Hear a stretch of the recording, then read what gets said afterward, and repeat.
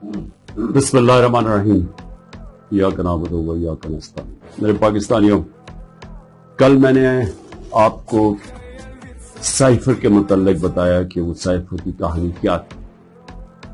मैंने कल भी अपनी कौम के सामने ये रखा कि ये बजाय FIA इसकी इंक्वायरी करे, इसकी सुप्रीम कोर्ट के चीफ जस्टिस को अपने नीचे एक पैनल बनाना चाहिए और तब इंक्वायरी करनी चाहिए।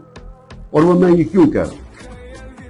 FIA की इंक्वायरी कैसे होगी, कैसे उसकी कोई क्रेडिबिलिटी होगी, जबकि जिसमें मुलव्वस, और ये साबित होगा जब भी एक सही इंक्वायरी होगी, इसमें साबित होगा कि जनरल बाजवा के अलावा ये शहबाज शरीफ, आसिफ जरदारी, ये सब मुलव्वस थे इसमें।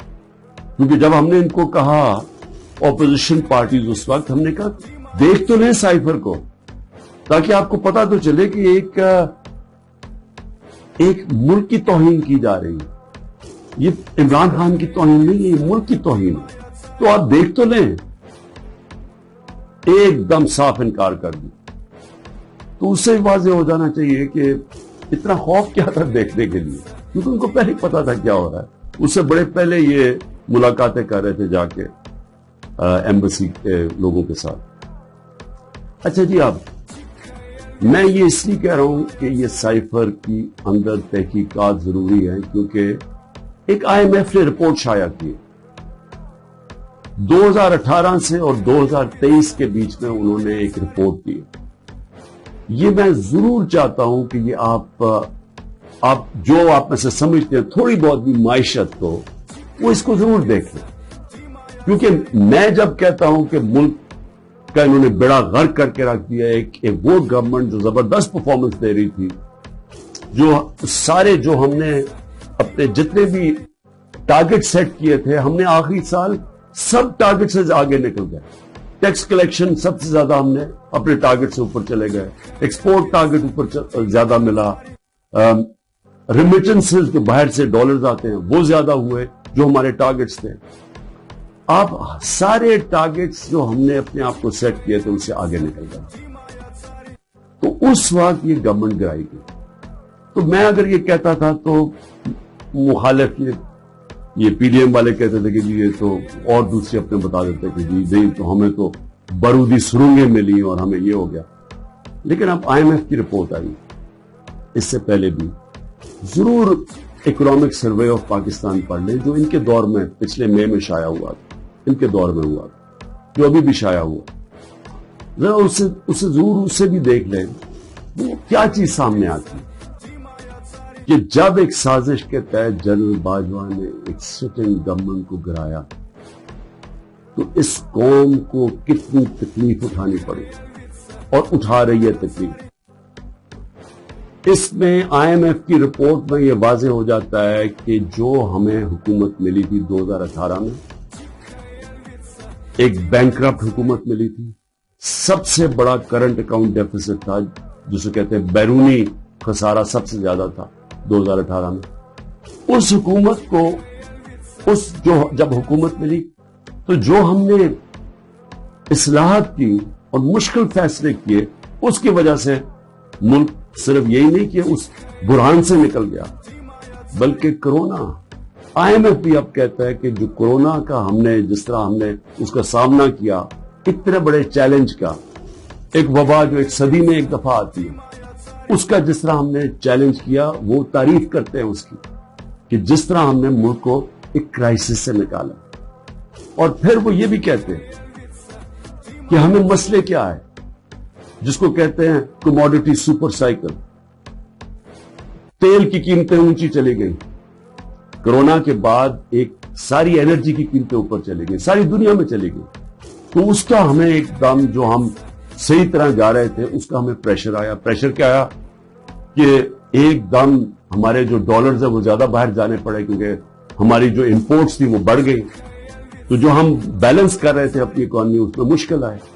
और हमने क्या किया, हमने अपने लोगों को महंगाई से बचाने के लिए, क्योंकि तेल की कीमत बहुत ऊपर चली गई थी, साथ फिर यूक्रेन की जंग का जैसी खतरा शुरू हुआ तो तेल ऊपर जाना शुरू हो गया। तो हमने तेल की कीमत नीचे रखी, पेट्रोल اور ڈیزل کی قیمت نیچے رکھی. تو اس کا وہ کہتے ہیں کہ ہاں انہوں نے سبسڈی زیادہ دے دی اپنے لوگوں کو بچانے کے لیے مہنگائی سے. لیکن انہوں نے ساتھ ساتھ یہ بھی تعریف کی کہ ہم نے جو قدم اٹھائے اس نے اکانومی کو سنبھال لیا تھا. ہم کیا امید رکھ رہے تھے کہ جو روس سے ہم نے طے کی تھی, جو صدر پوٹن سے میں ملا تھا, ہم نے ان سے جس طرح ہندوستان سستا تیل لے رہا تھا ہم نے بھی ان سے لینا تھا. اور میٹنگ کے بعد صدر پوٹن نے اپنا انرجی منسٹر بھیج دیا تھا. حماد اظہر جو ہمارے پیٹرولیم منسٹر تھے, ان سے ملاقات ہو گئی تھی. بدقسمتی سے اس وقت حکومت گرائی گئی. اور یہ کہہ رہے ہیں, آئی ایم ایف اپنی رپورٹ میں کہتا ہے کہ اس سے پولیٹیکل ڈی سٹیبلائزیشن سے اکانومی ڈی سٹیبلائز ہوگی. یعنی جو ہماری معیشت تھی وہ ڈی سٹیبلائز کا مطلب کہ وہ ایک دم مارکیٹ جو تھی اس کے اندر ایک دم انسرٹنٹی آ گئی. جب مارکیٹ کی انسرٹنٹی کا مطلب کہ جب جو ٹریڈرز ہوتے ہیں, جو مارکیٹ ہوتی ہے, اس کو جب یقین نہیں ہوتا کہ اب کیا ہوگا, تو یہی میں نے جنرل باجوہ کو میں نے بھی بتایا اور شوکت ترین فائنانس منسٹر کو بھیجا. ان کو بھی کہا کہ ان کو بتاؤ کہ اس وقت نہ ڈی سٹیبلائز کرنا, ان سے سنبھالی نہیں جائے گی. اور وہی آئی ایم ایف لگتا ہے کہ ان سے سنبھالی نہیں گئی. ان کو سٹیپس نہیں تھے, انہوں نے غلط پالیسیز بنائی. ان کی پالیسی سے اور زیادہ معاشی حالات بگڑتے گئے. اور وہی آئی ایم ایف لکھتا ہے کہ پاکستان کے لیے پچھلے 14 مہینے بڑے تکلیف دہ گزرے. تو یہ تو میں کہہ رہا تھا تب سے, اور یہ میں بڑی دیر سے لگا ہوا تھا کہنے کہ یہ جو بھی یہ رجیم چینج کیا, جو سازش کی گئی, اس کی قیمت پاکستانی قوم نے اٹھائی. تکلیف تو اب لوگوں کو ہو رہی ہے. جب ہمیں انہوں نے ہٹایا تھا تو مہنگائی 12.4% تھی, جس کے اوپر شور مچ گیا. مہنگائی مارچ ہو گئی, ہر قسم کا میڈیا کے اوپر شور, پبلک میں وہ میڈیا والے جو باقاعدہ عوام میں نکلتے تھے کہ چیزیں بڑی مہنگی ہوں, دنیا میں چیزیں مہنگی ہو گئی تھی. انٹرنیشنل کموڈیٹی سپر سائیکل تھا, دنیا میں انرجی کی قیمتیں اوپر چلے گئی, مہنگائی دنیا میں آ گئی. 1970 کے بعد دنیا میں سب سے زیادہ مہنگائی آئی کرونا کی وجہ سے. اس کے باوجود 12.4% پہ ہماری مہنگائی تھی, اور پچھلے مہینے 38% پہ پہنچ گئی تھی مہنگائی. اب تھوڑی کم ہوئی ہے, اور مہنگائی کم ہونی چاہیے اس لیے کہ دنیا میں تیل کی قیمت اور انرجی کی قیمت نیچے آ گئی ہے. کموڈیٹیز دنیا کے اندر 35% ان کی قیمت نیچے آ چکی ہے جب ہماری حکومت. تو سوال اب یہ ہے کہ کیا کوئی ایسی انکوائری ہوگی اس ملک میں کہ یہ سائفر کا جو سارا جو ایک سائفر کے ارد گرد جو سازش تھی, پتا تو چلے. مجھے تو پتا ہے کون اس میں تھے, لیکن انڈیپینڈنٹ انکوائری ہونی چاہیے, اور اس انکوائری میں پتا چلے کہ کون کون کردار تھے جنہوں نے اس قوم کے اوپر اتنا بڑا عذاب لے کے آئے, اور اب مزید آگے اس عذاب سے نکلنے کے لیے اور کتنی تکلیف اٹھانی پڑے گی اس قوم کو. اور اس کے لیے میں پھر سے کوشش تو کرتا ہوں کہ ہمارے چیف جسٹس صاحب کو اس کے اوپر سوچنا چاہیے کہ وہی ایک انکوائری کر سکتے ہیں, کیونکہ یہ حکومت تو کرنے نہیں دے گی, اور نہ ہی مجھے افسوس سے کہنا پڑتا کہ ہماری اسٹیبلشمنٹ بھی کرنے دے گی, کیونکہ اس کے اندر ملوث ہیں جو جنرل باجوہ, اور انہوں نے جو جس طرح یہ پوری 6 مہینے پہلے سے جو پلان بن رہا تھا گرانے کا. اب تو خیر خواجہ آصف کہہ رہے ہیں کہ 2021 سے پلان بنایا ہوا تھا جنرل باجوہ نے ہماری حکومت گرانے کا. تو لیکن اب ذرا ان سے بھی سوال پوچھنا چاہیے کہ آپ نے ہمیں جب گرا کے ان کو لے کے آئے جن لوگوں کو, تو کیا آپ کو اعتماد تھا کہ یہ اس ملک کو اٹھا لیں گے؟ 30 سال سے جو حکومت کر رہے تھے, اور ان کے دور میں کوئی مجھے سنہری دور بتاتے کہ جب انہوں نے کوئی معیشت میں بڑی ترقی کروائی ہو. کوئی مجھے پتا چل جائے کہ انہوں نے کون سا وہ کیا 99 میں جب چھوڑ کے گئے تھے نون لیگ, تو ذرا بتائیں کہ کیا وہ معیشت کے حالات آپ کو پتا تھے؟ یہ ساکھدار تھے, وہ بینکرپٹ کر کے چھوڑ کے گئے تھے. اور پھر اب یہ آئی ایم ایف کہہ رہا ہے کہ جو 2018 میں یہ چھوڑ کے گئے تھے پاکستان, وہ خود کہہ رہے ہیں کہ وہ تحریک انصاف نے بڑے زبردست مشکل فیصلے کر کے ملک کو اس سے نکالا. تو کیا کوئی ذمہ داری اٹھائے گا اس کی؟ کہ جب اتنی بڑی طاقت ہو جاتی ہے کسی کے پاس تو کیا اس کو پھر ذمہ داری نہیں لینی چاہیے جبکہ وہ طاقت کا غلط استعمال کرتا ہے؟ اور یہ ہی انکوائری میں چیزیں آنی چاہیے. کیوں؟ کہ آگے سے ایسی غلطیاں نہ ہوں کہ آگے سے کوئی ایک آدمی خود ہی فیصلہ بند کمرے میں فیصلے کر کے ملک کو اس طرح مشکلات میں نہ ڈالے. اب میں جو دوسری چیز کہنا چاہتا تھا وہ یہ کہ اس وقت ایک ظلم کی انتہا، ایک ظلم کا ایسا نظام چل رہا ہے جس کی میں سمجھتا ہوں انتہا. سب سے پہلے تو میں جو خواتین اس وقت جیلوں میں سوال پوچھنا چاہتا ہوں کہ انہوں نے کون سا جرم کیا؟ کیا پاکستان کا آئین پرامن احتجاج کی اجازت نہیں دیتا؟ کہیں آئین میں لکھا ہوا ہے کوئی نو گو ایریا سے؟ کہیں پاکستان کے آئین میں لکھا ہوا ہے کہ اگر کسی سے کوئی سمجھے کہ ناانصافی ہوئی ہے ان سے تو کیا وہ کوئی ایسی ایریاز ہے جدھر وہ احتجاج بھی کر سکتے؟ جب سپریم کورٹ کہتا ہے کہ پارٹی کے چیئرمین عمران خان کو غیر آئینی اور غیر قانونی طور پہ اغوا کیا گیا اسلام آباد ہائی کورٹ سے، اور جس طرح اس کو مجرموں کی طرح ڈنڈے مار کے لوگوں کو، اس کے بھی اور لوگوں کو، وکیلوں کو، جس طرح اس کو پکڑ کے لے کے گیا تاکہ ساری دنیا دیکھے کہ کس طرح ایک پارٹی کے سربراہ کو کس طرح کا یعنی اس کے ساتھ رویہ تھا، تو کیا اس کا اجازت نہیں تھی کہ پرامن احتجاج اس ناانصافی کے اوپر کرے؟ اور جب رینجرز اٹھا کے لے کے گئے تو کدھر احتجاج کرنا تھا؟ وہی نہ کنٹونمنٹس بھی کرنا تھا، جی ایچ کیو کے سامنے کرنا تھا، اور کدھر جا کے کرتے؟ تو میں سوال یہ پوچھتا ہوں اس میں جرم کیا تھا؟ جرم جو تھا جو جلائے ہیں، جرم تھا کور کمانڈر کے گھر کو آگ لگانا، یہ جرم تھا. جرم وہ تھا جو عسکری ٹاور جلائے گئے اور جدھر جدھر بھی جلائے گئے وہ جرم تھا. اب میرا سوال یہ ہے کہ کیا اس جرم میں 10,000 لوگ شریک تھے؟ کیا 50-60 لوگ ہوں گے جنہوں نے جا کے جلایا؟ میرا اگلا سوال یہ ہے کہ یہاں سی سی ٹی وی کیمراز، کیوں نہیں سی سی ٹی وی کیمرا کی فوٹیج سامنے آئی کہ وہ کون لوگ تھے جو پہلے گئے ہیں، کن لوگوں نے آگ لگائی؟ کیا اتنا مشکل ہے اس کو ڈھونڈنا؟ یا سیف سٹی کے کیمراز ہیں، کیا سیف سٹی کے کیمراز نہیں بتا سکتے ہمیں کہ وہ کون لوگ تھے؟ کیونکہ ہم سب چاہتے ہیں کہ ان کو سزا ملے، لیکن اس کی آڑ لے کے یہ کرنا کہ پوری پارٹی کے پیچھے پڑ جانا، جدھر پارٹی کے لوگ ہیں ان کے اوپر، ان کے گھروں میں گھس جانا، نہ ان کی عورتوں کو دیکھنا، نہ بچوں کو دیکھنا، نہ رشتہ داروں کو دیکھنا، جو آئے تو اسے پکڑ کے جیلوں میں ڈال دیں. پولیس کو فری ہینڈ دے دیا ہے کہ اچھا جی آپ کی وہ جیو فینسنگ میں آپ کا آ گیا ادھر تو چلو جی آپ کو پکڑ کے ہم جیل میں ڈال رہے ہیں، لیکن اگر آپ پیسے دے دیں گے اتنے تو ہم آپ کو جیل میں نہیں ڈالیں گے. ریٹس لگی ہوئی ہیں، 15 لاکھ سے شروع ہوتے ہیں، کسی کو 10 لاکھ میں بلیک میل کیا جاتا ہے، کسی کو 5 لاکھ میں. اپنے ملک کی ہم پولیس کی تباہی کر رہے ہیں یہ حرکتیں کروا کے. کوئی انڈیپینڈنٹ انویسٹیگیشن ہوگی اس کے اوپر؟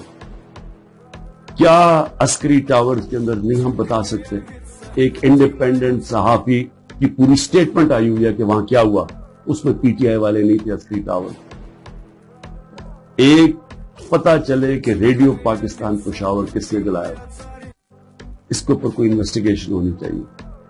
کیوں نہیں ہوئی ابھی تک؟ میرا سوال یہ ہے کہ کیوں نہیں ابھی تک آئی جی پنجاب اس سے کیوں نہیں پوچھا گیا کہ کیوں پولیس وہاں نہیں پہنچائی، کور کمانڈر کیوں اس سے نہیں پوچھا جا رہا؟ جب یہ ہوا تھا امریکہ کے اندر کیپٹل ہل، ان کی پارلیمنٹ کے اوپر جب ڈونلڈ ٹرمپ کے لوگوں نے ہلا بولا تھا تو سب سے پہلے پولیس چیف کی خبر لی گئی.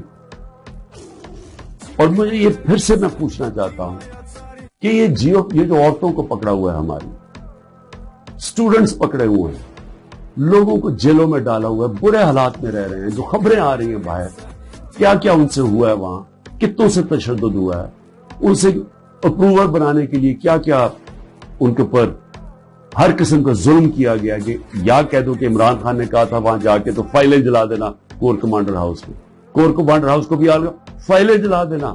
ایک یہ کسی کی 164 کا بیان آئے, اس میں کوئی عقل ہے کہ کیا فائلیں پڑی ہوئی کور کمانڈر ہاؤس؟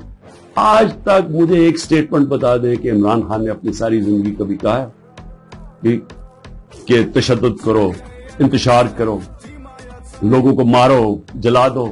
ایک میری سٹیٹمنٹ بتائیں 27 سال میں. 126 دن کا دھرنا تھا, پاکستان کی تاریخ کا سب سے زیادہ پروٹیسٹ تھا, لمبا.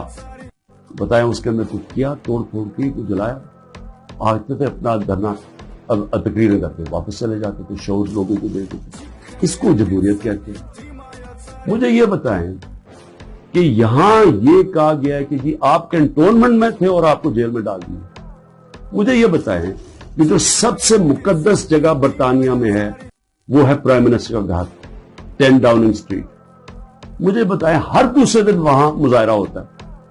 آپ 10 ڈاؤننگ اسٹریٹ چلے جائیں, وہاں آپ ہر دوسرے دن کوئی نہ کوئی آگے مظاہرہ کر رہا ہوتا ہے کہ جی ہمارے سے ناانصافی ہے. کبھی کسی کے اوپر کوئی FIR کاٹی ہے, کسی کے اوپر کوئی گولیاں چلائی ہیں؟ میں یہ سوال پوچھتا ہوں کہ یہاں 16 لوگ شہید کیے گئے ڈائریکٹ فائرنگ سے, 100 سے اوپر کو گولیاں لگی, 3 کی ٹانگیں کٹ گئی. میں یہ پوچھنا چاہتا ہوں کہ جو اور ایک پیرالائز ہے, کبھی کسی جمہوریت کے اندر اس طرح گولیاں ماری جاتی ہیں اور انکوائری بھی نہیں ہے؟ انکوائری سے پولیس ان کے گھروں میں پہنچ جاتی ہے. جن کے گولیاں لگی ہیں انہوں نے ایک جگہ ڈیڈ باڈی نہیں دے رہا کہ نہیں جب تک پہلے آپ کہیں کہ آپ کوئی کاروائی تو نہیں کریں گے. ان سے ایشورٹی لیتے ہیں کہ آپ نے FIR نہیں کٹوانی. سیدھی FIR کٹتی ہے IGs کے اوپر. یہ کیسے آپ نے گولیاں چلا دی 69 لوگوں کے اوپر؟ ایک پولیس والے کو گولی نہیں لگی, ایک رینجر, مطلب کہ یہاں سے تو کسی کے پاس ہتھیار نہیں تھا, تو آپ 69 لوگوں پہ گولیاں کیسے چلا سکتے ہیں؟ اور پھر آپ کے سامنے فرانس میں ایک لڑکے کو گولی لگی, 4 دن فرانس کے سارے شہروں میں آگ لگی ہوتی ہے, 1000 بلڈنگز اور گاڑیاں جلائی جاتی ہیں, اور کھلے عام لوگ آپ کے سامنے کہ انہوں نے پولیس کو پیٹرول بم مار رہے ہیں. اس کے پولیس نے تو کوئی اور گولی نہیں چلائی, کیونکہ وہاں جمہوریت ہے, آزاد ہے لوگ. میں یہ پوچھنا چاہتا ہوں کہ کوئی انکوائری ہوگی ان لوگوں کے اوپر جن کے اوپر گولیاں چلائی گئی, جن لوگوں کی جانیں لی گئی ہیں؟ کیا ہم کسی کو اکاؤنٹیبل رکھیں گے؟ کیا اس ملک کے اندر کوئی انصاف کا نظام ہے, یا صرف طاقتور جو مرضی کرنا چاہے جنگل کے قانون کی طرح وہ کر سکتا ہے؟ یہ کیسے ہو سکتا ہے؟ چلے عورتوں کا میں نے شروع میں بات کی, بچوں کو کیوں پکڑ لیتے ہیں؟ ڈاکٹر امجد کا ابھی اس کی مجھے کل میسج آئی, 13 سال کا بیٹا. ڈاکٹر امجد گھر تھا نہیں, 6 دفعہ اس کے گھر چھاپے پڑ چکے. اس کے 13 سال کا بیٹا اور اس کا ایک بھتیجا تھا, وہ کوئی 18 سال, ان کو اٹھا کے لے گیا. ساری رات وہ اس کے اوپر کپڑا ڈال کے 13 سال کے بچے کو پھراتے رہے. لیکن جو اسٹیبلشمنٹ کو فکر کرنے کی بات یہ ہے کہ ہر جگہ پولیس کیا کہتی ہے, جی ہم کچھ نہیں کر سکتے, ہم مجبور ہیں, اوپر سے پیغام آئے ہیں. یعنی یہ جو ہم ظلم کر رہے ہیں یہ ہم نہیں کرنا چاہتے, یہ ہمیں پیچھے سے پیغام آئے. یہ ہر جگہ سے یہ خبر آتی ہے کہ جی ہم تو چھوڑنا چاہتے ہیں لیکن کیا کریں جی, وہ اوپر سے پریشر ڈال رہے ہیں, سارا ڈال رہے ہیں اسٹیبلشمنٹ کے اوپر, ساری نفرت اس کے خلاف کر رہے ہیں. یہ تو کوئی دشمنوں کی ضرورت نہیں ہے. یہ جو سارا ظلم کیا جا رہا ہے یہ اب پولیس اپنے اوپر سے اتار رہی ہے. یہ جو گھروں پہ بھی جاتے جی ہمیں آرڈر ہے کہ گھر توڑ دو, لوٹتے ہیں گھر کہ جن کو سبق سکھاؤ. بچوں کو پکڑنا, عورتوں کو پکڑنا.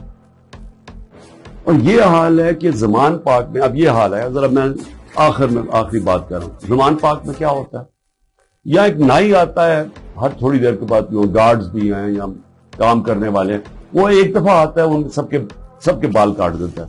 وہ 3-3.5 گھنٹے کے لیے 4 گھنٹے تک وہ بیٹھ کے بال کاٹ دیتا. وہ نائی نہ آئے یہاں, سارے پوچھیں کدھر چلا گیا وہ نائی. اس کو جب بھیجا آدمی کہ جی پتا تو چلا تم آئے کیوں رہے, اس نے ہاتھ ایسے پکڑ, کہتے جی میرے پولیس پہنچ گئی, اور پولیس نے کہا کہ تم 3.5 گھنٹے زمان پارک میں کیا کر رہے تھے؟ اس نے ہاتھ چھوڑ لیا کہ جی میں نہیں آ سکتا. تو یعنی یہ حالات ہے کہ زمان پارک میں آنا جرم ہو گیا. یہ کدھر پہنچ گئے ہم؟ یہ ایک پولیٹیکل پارٹی ہے. عمران خان ایک پولیٹیشین ہے, ایک غدار نہیں ہے. اس کا جینا مرنا اس ملک میں ہے. جو لوگ آج اوپر بٹھائے ہوئے ہیں, میں انشاءاللہ کل پورا توشہ خانہ کا بتاؤں گا, کیونکہ اس میں جلدی شروع میں جس طرح بتایا کوشش کر رہی ہے کہ کسی طرح اس کو ڈسکوالیفائی کریں یا جیل میں ڈالیں. یہ سائفر آ گیا, توشہ خانہ آ گیا, یہ باقی سارے جو 180 کیسز ہیں. لیکن وہ جو لوگ اوپر بٹھائے ہوئے ہیں, کوئی دیکھا ہے ان لوگوں کا کون ہے وہ؟ اس کے قوم کے بڑے بڑے مجرم ہیں. وہ لوگ ہیں جو 30 سال سے جرم کر رہے ہیں, جن کے اوپر اتنی فائلیں ہیں ان کی چوریوں کے اوپر. تو میں کل ان کا بھی ذرا آپ کو بتاؤں گا کہ ان کے توشہ خانہ میں, کیونکہ مجھے تو پہلی دفعہ پتا چلا ہے, میں نے توشہ خانہ کا ریکارڈ جو لاہور ہائی کورٹ نے ملایا, میں نے پہلی دفعہ ریکارڈ دیکھا ہے, تو اس میں تو بڑے انکشاف ہوئے ہیں. تو میں انشاءاللہ کل آپ سے بات کروں گا. لیکن میں صرف آخر میں یہ کہنا چاہتا ہوں, اس ملک کو تباہ نہ کر.